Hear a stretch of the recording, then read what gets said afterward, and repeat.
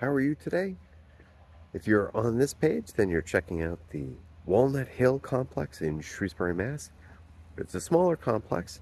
These units are about 1,500 to 1,800 square feet, and the complex only has about 30 units, so it won't take us very long to go around, but we'll take a look and see what's here.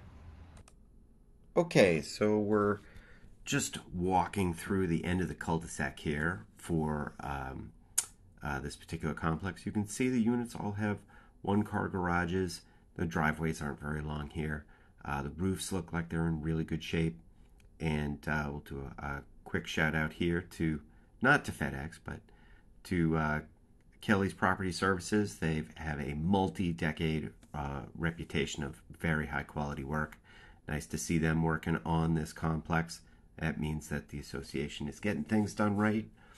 The units are, tastefully painted. They are wood siding, so sometimes that can impact the fees a little bit. Something to be aware of. And some of the units are kind of cut into that little hill there, and they have longer walkways.